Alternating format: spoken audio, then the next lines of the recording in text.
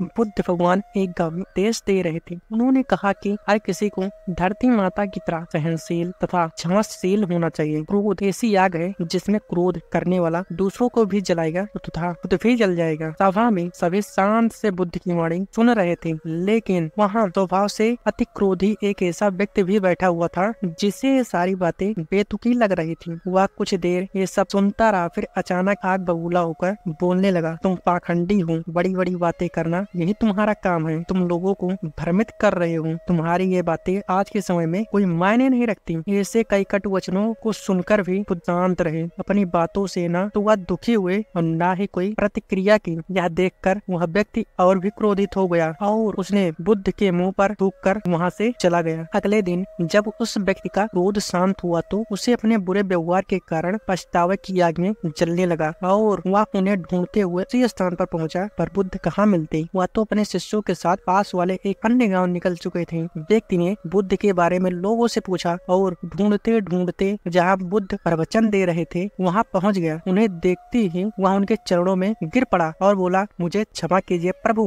बुद्ध ने पूछा, कौन हो भाई, तुम्हें क्या हुआ है, क्यों क्षमा मांग रहे हो? उसने कहा, क्या आप भूल गए, मैं वही हूँ जिसने कल आपके साथ बहुत बुरा व्यवहार किया था। मैं शर्मिंदा हूँ, मैं मेरे दुष्ट आचरण की क्षमा याचना करने आया हूँ। भगवान बुद्ध ने प्रेम पूर्वक कहा, बीता हुआ कल तुम्हें वहीं छोड़ कर आ गया और तुम अभी भी वहीं अटके हुए हो। तुम्हें अपने गलती का आभास हो गया, तुमने पश्चाताप कर लिया, तुम निर्मल हो चुके हो। अब तुम आज में प्रवेश करो। बुरी बातें तथा बुरी घटनाएं याद करते रहने से वर्तमान और भविष्य दोनों बिगड़ जाते हैं। बीते हुए कल के कारण आज को मत बिगाड़ो। उस व्यक्ति का सारा बोझ उतर गया। उसने भगवान बुद्ध के चरणों में पड़कर क्रोध त्याग कर तथा क्षमाशीलता का संकल्प लिया। बुद्ध ने उसके मस्तिष्क पर आशीष का हाथ रखा। उस दिन से उसमें परिवर्तन आ गया और उसके जीवन में सत्य, प्रेम व करुणा की धारा बहने लगी। मित्रों, बहुत बार हम भूत में की गई किसी गलती के बारे में सोच कर बार बार दुखी होते हैं, खुद को कोसते हैं। हमें ऐसा कभी नहीं करना चाहिए। गलती का बोध हो जाने पर हमें उसे